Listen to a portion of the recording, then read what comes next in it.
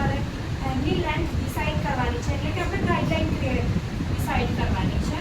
સો એ guideline level સુધી આપણે up કરીશું. સો આપણે એના જે નીચેના જે 1.5 ઇંચના હેર જે ફાટી રહ્યા છે ને એટલા જ કટ કરવાના છે. એની બી રિક્વાયરમેન્ટ એવી છે કે મને લેન્થ ઓછી થવી જોઈએ નહીં.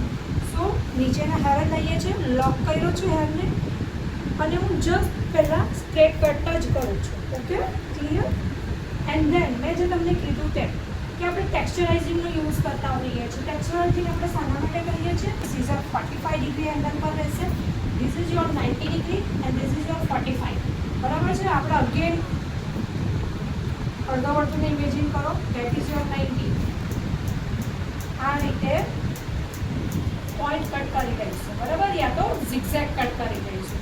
જેના કારણે શું થશે કે હેરની અંદર એક સોફ્ટનેસ આવશે, એક્સ્ટ્રા વેટ નીકળી જશે અને હેરમાં એક મૂવમેન્ટ આવી જશે. બરાબર છે? સો 20 ડિગ્રી પર હોલ્ડ કરીશું. ઓકે, બહુ ઇઝી છે, બહુ ઇઝી ટેકનિક છે.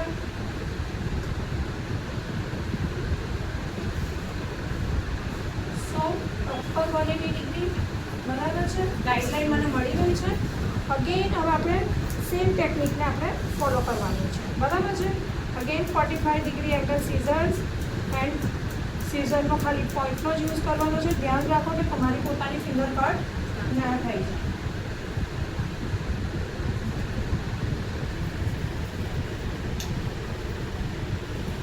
સો દેખાય છે લેયર્સ?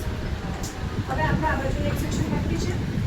સો એ એક સેક્શનને બી આપણે કમ્પ્લીટ કરીશું. અગેન આપણે બોક્સમાંથી ગાઈડલાઇન સેક્શન ઉઠાવી લીધું અને જે સેક્શન આપણે નથી કટ કર્યું એની જોડે એને મર્જ કરી દીધું. અગેન આપણે આ સેક્શનને શું કર્યું? 180 ડિગ્રી પર હોલ્ડ કરી લીધું.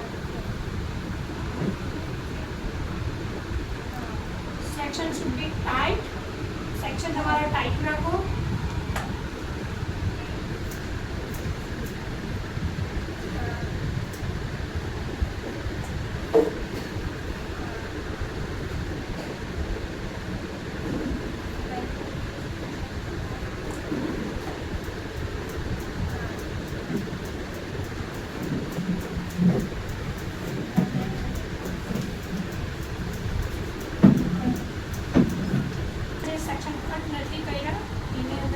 કરી દીધું અને ગાઈડલાઇન લેવલ પર આપણે સ્ટ્રેટ કટ કરી ટેક્સચરાઇઝિંગ કરીએ. એની અલગ મૂવમેન્ટ આવે ને વેટની અલગ મૂવમેન્ટ આવે.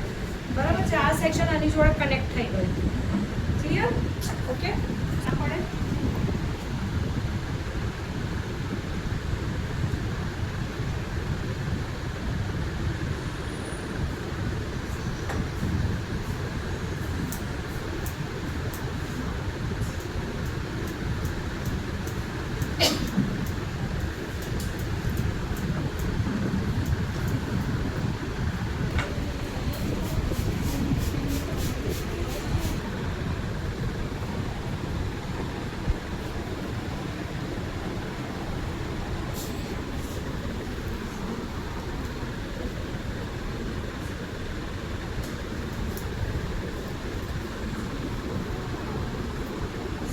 nicely layers આવી ગયો. ક્લિયર?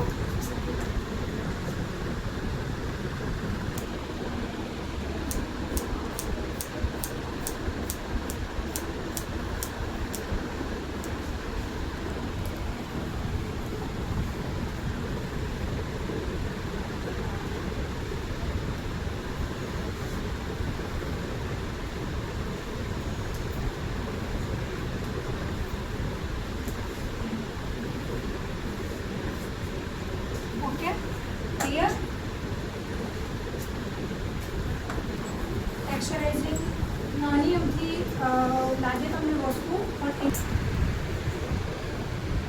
ડ્રાયર બી નથી આવ્યું આપણે વચ્ચે. બરાબર છે? કેવું હતું બિફોર? ઓછો